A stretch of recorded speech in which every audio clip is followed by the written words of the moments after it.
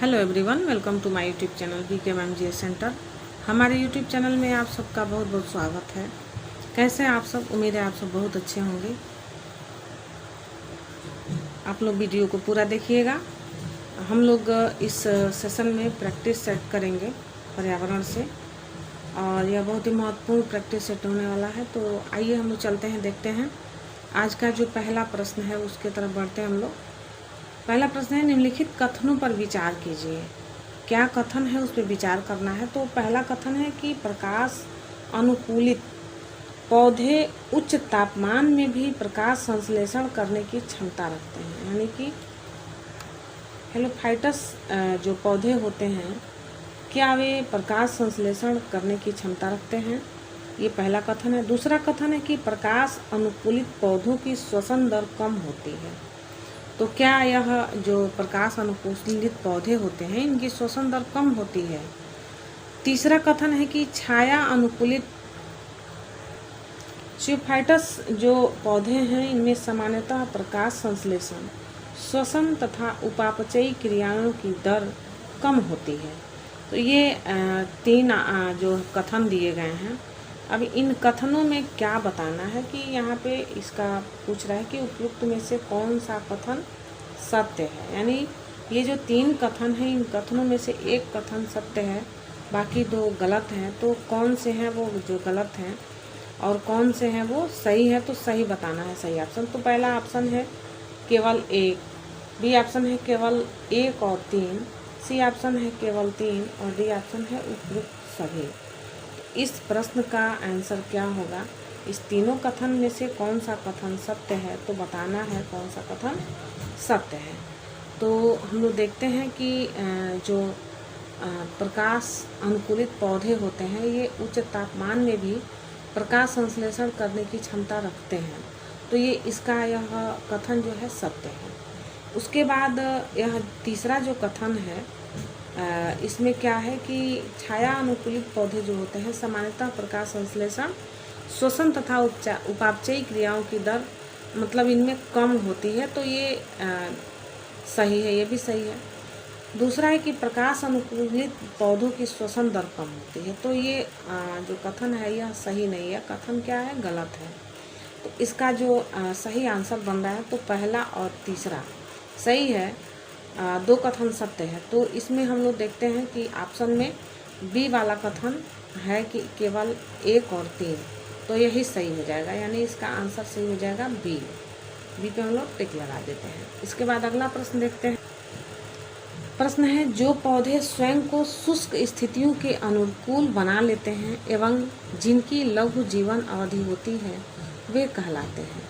यानी जो पौधे होते हैं कैसे होते हैं कि वो स्वयं को शुष्क परिस्थितियों के अनुकूल बना लेते हैं। ऐसे पौधे जो शुष्क परिस्थितियों के अनुकूल बना लेते हैं और उनकी जो जीवन अवधि होती है या लघु होती है उन्हें क्या कहते हैं? तो इसमें ऑप्शन है पहला ए ऑप्शन है क्या है? तो ये पहले ऑप्शन में है इफीमेरल, बी ऑप्शन है हेलोफाइटस, सी ऑप्शन है हाइड्रोफाइटस और डी ऑप्शन है इनमें से कोई नहीं।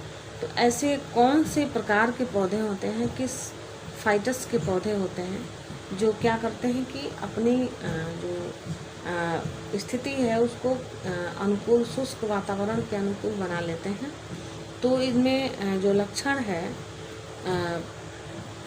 इसमें हम लोग देखते हैं कि उस लक्षण के हिसाब से जो इसका पहला ऑप्शन है इफीमेरल, ये ऐसे पौधे होते हैं शुष्क कैटेगरी के जो शुष्क वातावरण में भी ये अपने जीवन को बचा लेते हैं।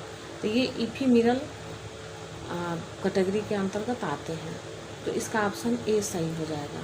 अगला प्रश्न है, मरुस्थल क्षेत्रों में जल ह्रास को रोकने के लिए निम्नलिखित में से कौन सा पर्ण रूपांतरण होता है या होते हैं?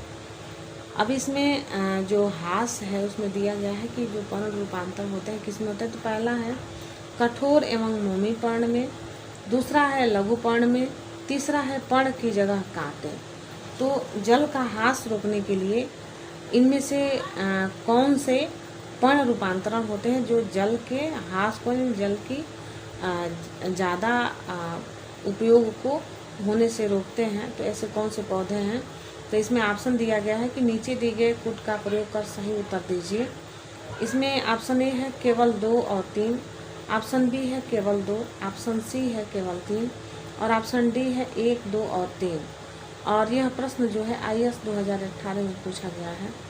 इसमें ऐसे पौधे को बताना है कि जलहास को वो रोकते हैं, ये मरस्थली पौधे होते हैं, तो कौन से होते हैं। तो इनमें कठोर मोमी पर्ण, लघु पर्ण और पर्ण की जगह कांटे।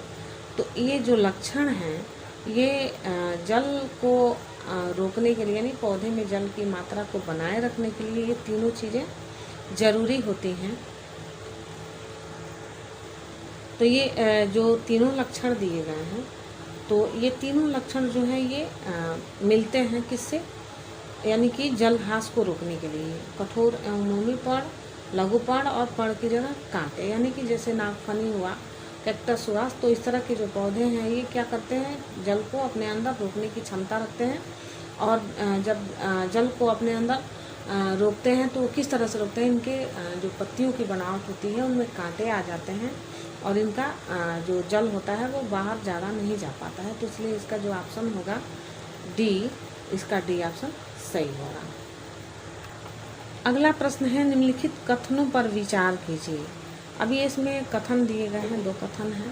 पहला है कि कवक मूल पोषक तत्वों जैसे फास्फेट के तेजी से अवशोषण में सहायक होते हैं। क्या इसमें कवक मूल जो होते हैं इनके ये जो पोषक तत्व होते हैं, यानी पोषक तत्वों में जो फास्फेट होते हैं, इनका तेजी से अवशोषण में सहायता करते हैं। दूसरा है कि शैवाल एवं दीमक दोनों मिलकर नाइट्रोजन स्थिरीकरण करते हैं। तो ये 2 कथन है। अभी इस कथन पे विचार करना है, तो इसमें ऑप्शन दिया गया है कि इसमें कथन पे क्या विचार करना है, सत्य या असत्य। तो क्वेश्चन बता रहा है कि उपयुक्त में से कौन सा या कथन सत्य है या है।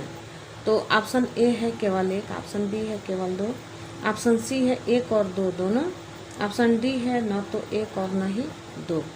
इसमें कौन सा आंसर सही होगा बताएंगे आप लोग चौथे का। तो इस प्रश्न में हम लोग देखते हैं कि जो कवक मूल जो होते हैं, कवक के जो मूल होते हैं पोषक तत्वों को, यानी जो पोषक तत्व फास्फोरस होते हैं इसका तेजी से अवशोषण करने में सहायता करते हैं। और शैवाल एवं दीमक दोनों मिलकर नाइट्रोजन स्थिरीकरण करते हैं। तो ये दोनों कथन क्या है, सत्य है। तो इसलिए इसका ऑप्शन सी सही हो जाएगा, 1 और 2 दोनों। अगला प्रश्न है कि माइकोराइजा जो होता है एक सहजीवी संबंध के उदाहरण है। तो ये किसके साथ सहजीवी संबंध स्थापित करते हैं।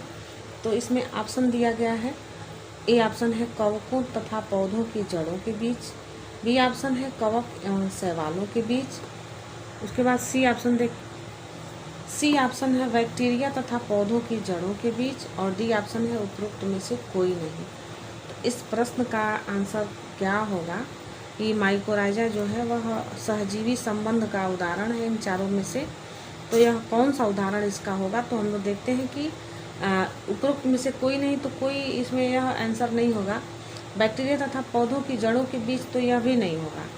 और हम लोग देखते हैं ए और बी कथन को। इसका जो बी कथन है यह कह रहा है कि कवक एवं शैवालों के बीच यह सहजीवी संबंध होता है माइकोराइजा का, तो नहीं होता है।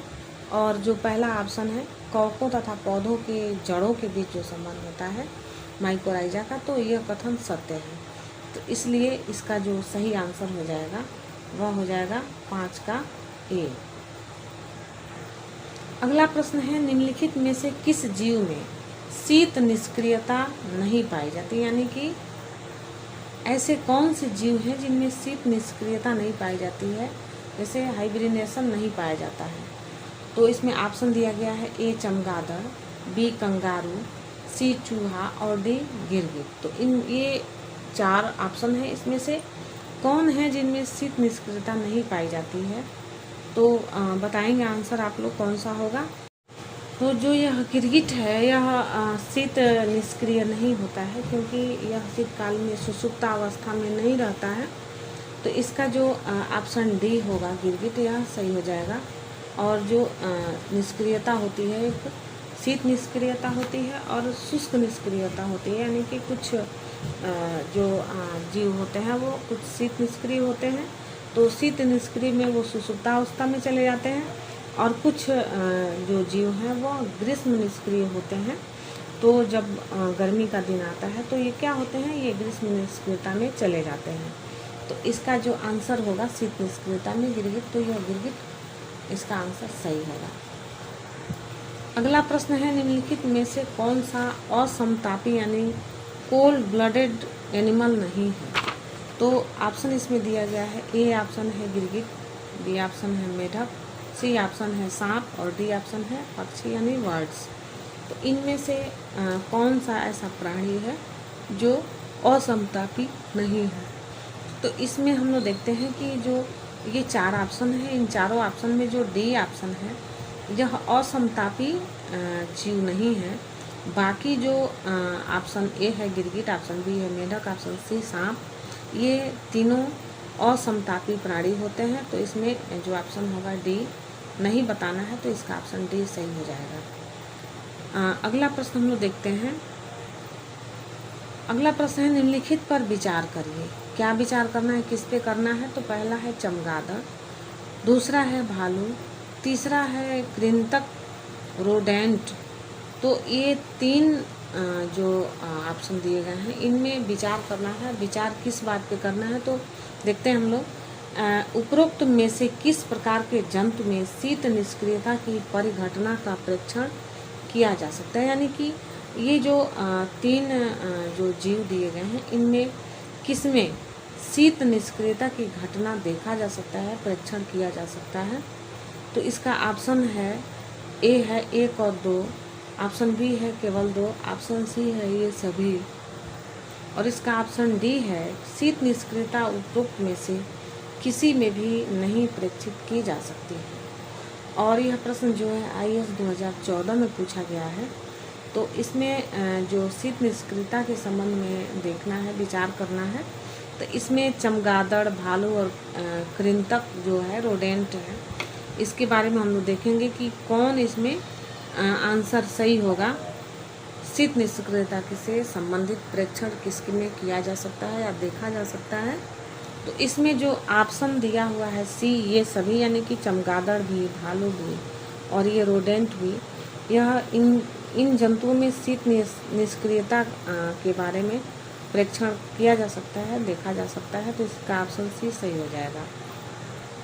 अगला प्रश्न है कि कुछ हिम परिवर्जन फ्रीज एवॉइड प्राणी जो है, हिम परिवर्जन प्राणी यानी फ्रीज एवॉइड प्राणी है, ग्लिसरॉल या प्रतिहिम प्रोटीन को जमा कर देते हैं।